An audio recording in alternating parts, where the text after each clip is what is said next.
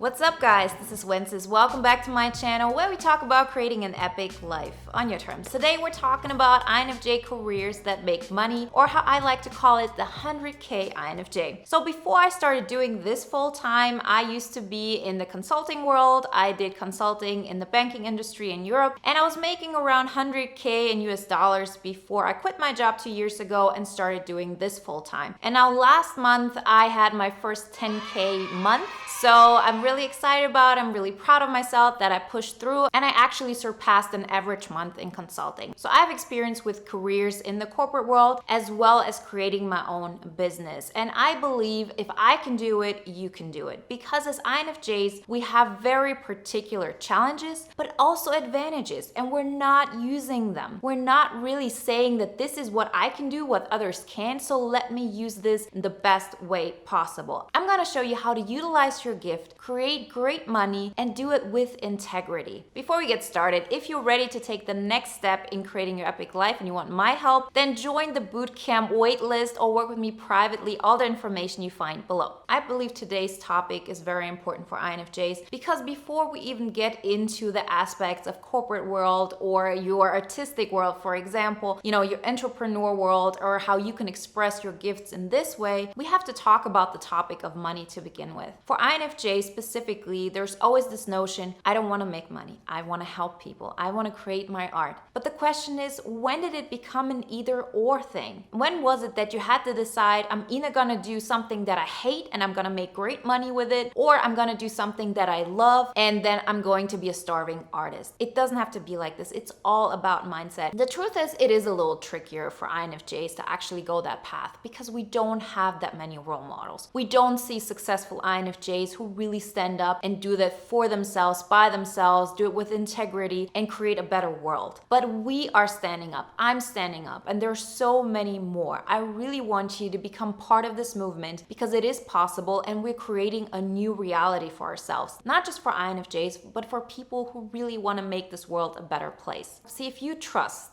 that you're going to be a responsible, wealthy person. You know that you're going to use your wealth for great things in the world. I want to retire my mom soon. I want to be able to donate to the causes that matter to me on a bigger scale. And I want to create opportunities for other INFJs, for example, to really live that life on their terms. So I can invest in better programs. I can get the infrastructure to a better place. None of this would be possible if I don't include money into the equation. If I don't make sure that this is something that's positive. Money is really the word with the most negative connotation we have. But we can change that. We can change that narrative, and it doesn't even have to start with us. There are so many great resources when it comes to this, great books that help you to get there, because I knew that if I wanted to live completely on my terms, I have to look into this aspect. And it was something I really didn't want to look into for the longest time, exactly because I said, I want to live out on my terms. I'm not going to sell my soul in order to have more money. But then I understood, as I said, you don't have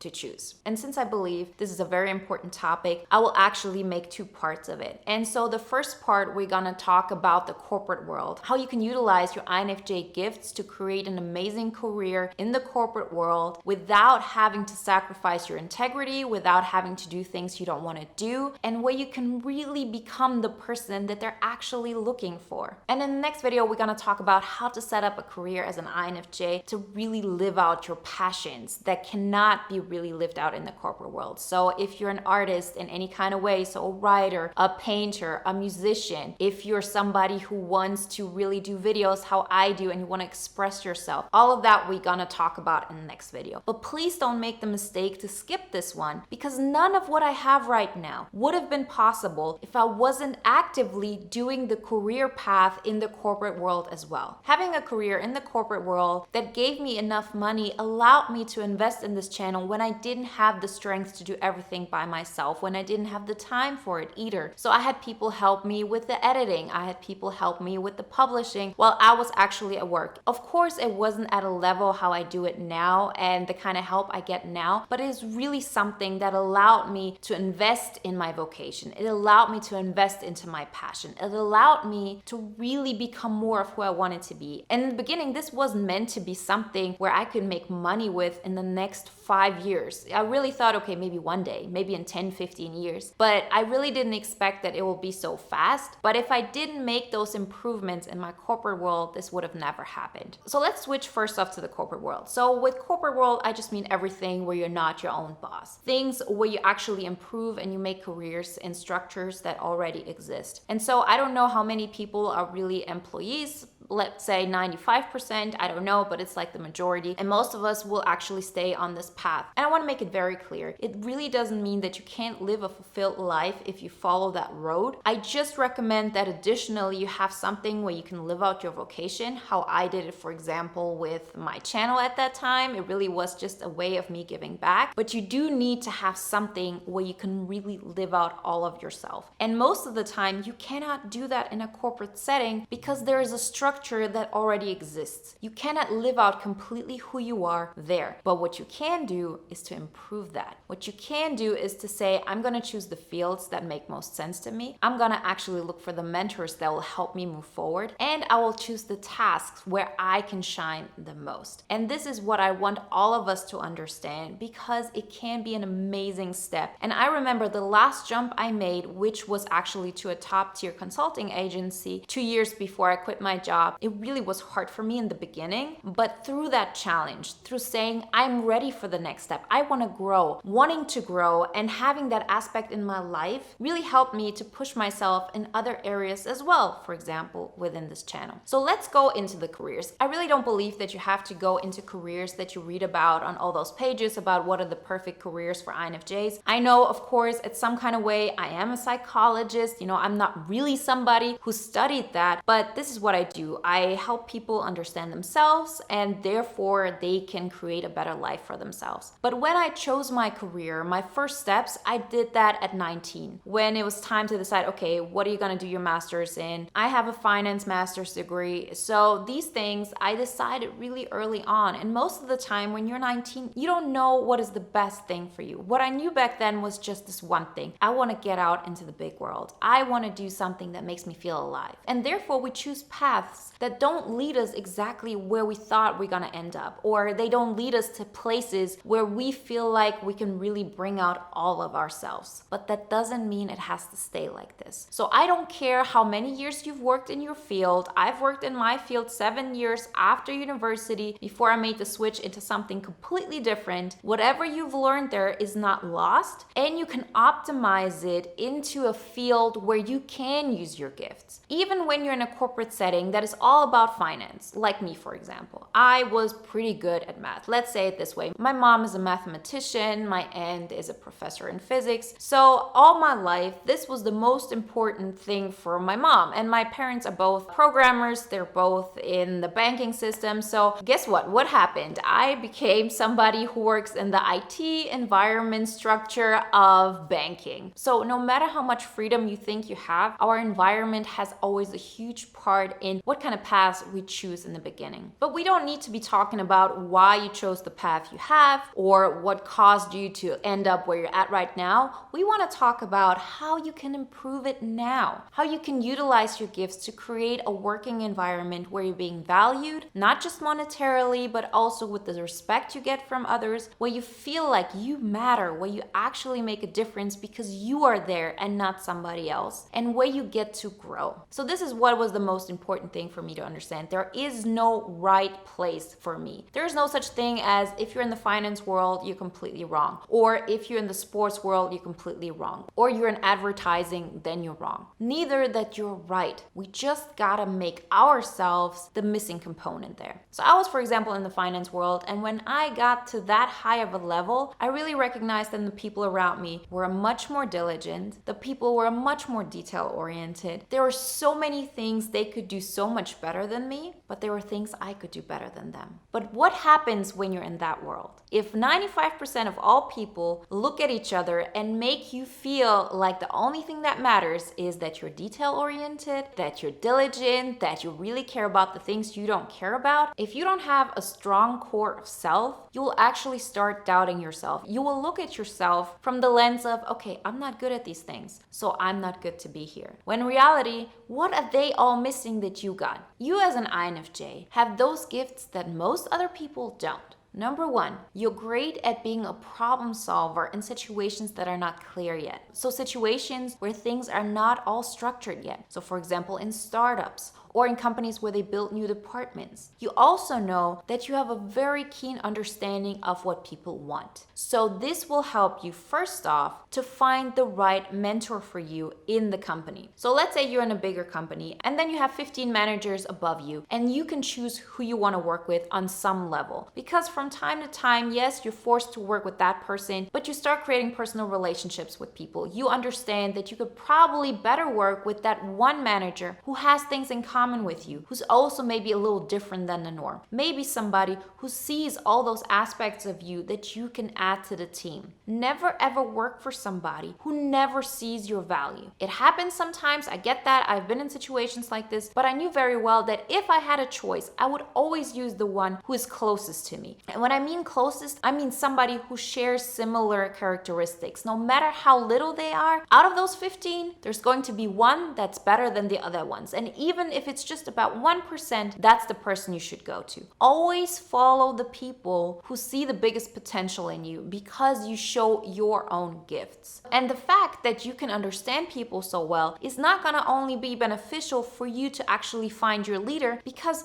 let's face it, you might think it's all about fair rules, it's all about just doing the hard work. It's not. This is maybe how school works. This is not how careers work. In careers, it's also about finding the places where you fit in best, where you can add the biggest value, and where you have people who want to see you win. If you work for somebody who just sees your negative aspects and pushes you down, maybe because the people above that person have been pushing them down, doesn't matter. But if you have that situation, you're not going to move forward. You need somebody on your team, somebody who wants to mentor you, somebody who wants to see you win. And since you have such a keen understanding of people, you use that to your advantage. This is not something to be ashamed of, because this is what I hear very often also from INFJs. Well, isn't this out of integrity that I use my understanding of people to get ahead at work? No, because it's a skill. It's a skill of understanding people. It's just as much as a skill as somebody who's really detail oriented. You're not gonna say to your coworker, oh, you're using this to your advantage and your unfair advantage because you deliver work that has no mistakes. And at the same time, you shouldn't judge yourself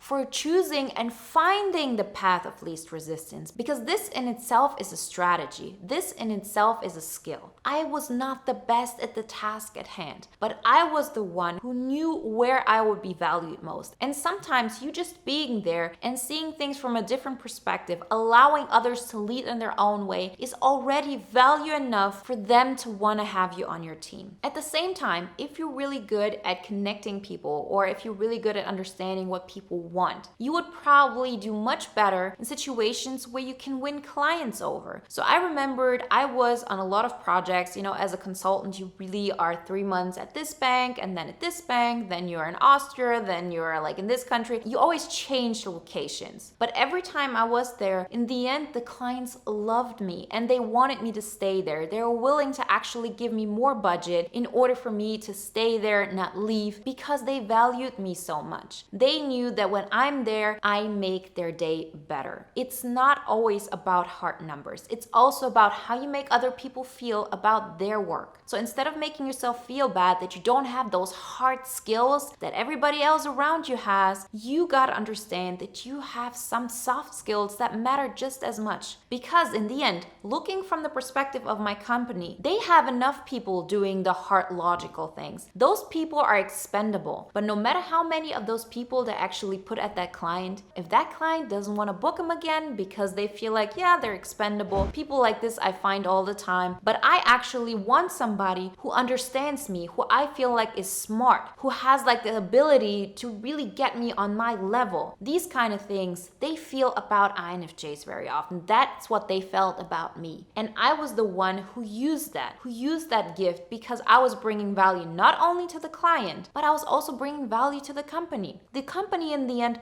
wants to make money. So if you can use your INFJ soft skills in order to create a bigger profit for the company, then you win. It does not matter that I was in a financial institution where everybody's all about detail-oriented work. I knew that I'm generating profit, and that's what matters in the end. So if you want to stay in this field, no matter what you choose in the corporate world, really be clear about what you can offer from your perspective. Stop comparing yourself to others. Stop looking at, oh, the company is looking for these all skills and I don't have that. Start looking at it as this. These are the skills I got to offer. This is what I bring to the table. Now, which company is going to be the one who's good enough for me? And that does not mean that everybody's gonna say, oh, I wanna work with you. You don't know in how many interviews I've said, and I have bombed them completely because, again, I was never good at case studies. I was never good at doing any of the skills that were necessary in assessment centers. In the end, I always got my jobs because I was able to convince people of the skills I was bringing to the table while talking to them. But I've been in positions where I had to do the assessment centers, where people asked me about facts, all of those things. And every time afterwards, I heard from the headhunter, yeah, you don't want to know what they were saying. And when I started at this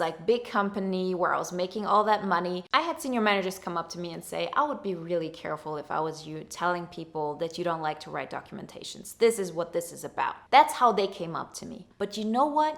I knew my NI. I knew my vision. I knew what I can bring to the table. And I knew I'm not gonna win here if I try to be like everybody else at the things that they're better at than me. They have enough of them. What can I bring that isn't here yet? And I knew writing documentations is not gonna be it. Writing documentation is what everybody else can do. This is not what I'm good at. But I knew I'm good at having visions, of seeing potential projects that haven't happened yet that I could make happen because of the ideas I have, because I knew that no matter where I go, I find people who actually understand me, who wanna work with me, and I forget about the rest, and that I knew that I'm always going to grow. See, even when I went to that big job, the jump was high. The jump was really difficult for me because before that, I was actually a little superstar at my company. I had become this derivative expert and I could actually do whatever I wanted. I was looking online every day, having my browsers open, and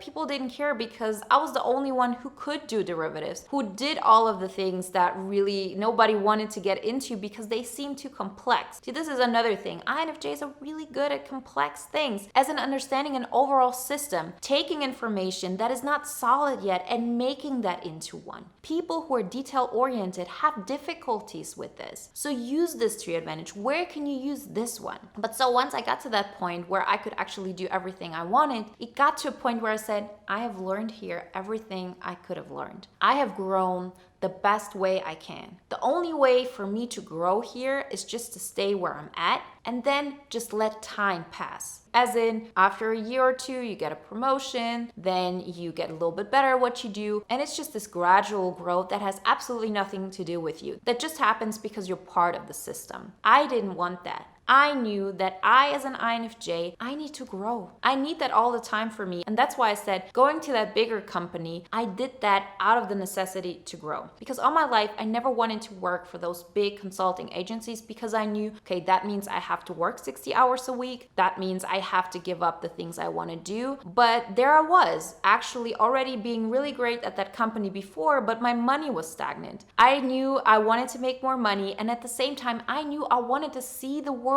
more. I wanted the challenge. I had already started doing my channel, but it was in the beginning phases. In the beginning, there were barely any people watching my channel. I knew this is not something where I can live out my growth altogether. And I also knew this is not the place where I could make money. And I knew that I needed money in order to fund my own growth, no matter what I wanted. It doesn't mean that you have to invest your money into your personal business. It can also be that you use that money to just create a better life for you and your family. If you feel like I'm not living out my dreams, then maybe it's time to overcome those blocks you've set for yourself of saying, I'm never gonna go to a company like this because there I have to do this, this, and this. Because you know what I did? I actually went on those interviews, and the first thing I said was, you're not gonna remember me as somebody who works a lot. I said that in interviews interviews while I was working with partners, and I've said it more than once. I said, if I have a task, I make it happen. But I can tell you from now on, I'm not a person who will work until 10 o'clock at night. This is what I said in the interviews, and the fact that I dared to say that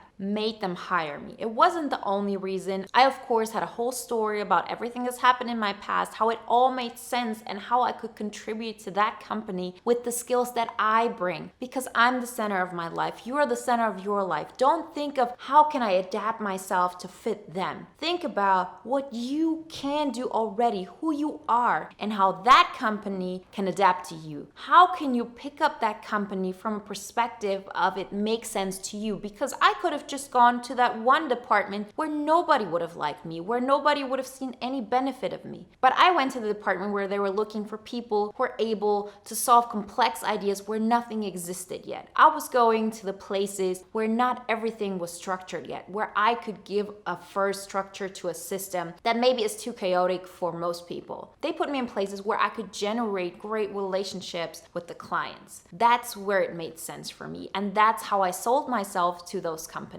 So I dared to actually stand up for who I am. And as I said, there were interviews before where people said, what are you even thinking about? But that didn't make me question my own worth. It just showed me what they're looking for is not what I can offer. But once I started believing in myself and what I can bring, and this is what I brought forward, I gave people the opportunity to either see me with my strengths, what I can offer, or for them to reject me right away. Don't waste my time. I'm not gonna go into a company where I say I'm good at this, this, and this, and I'm not gonna work 60 hours. This is what I can offer you.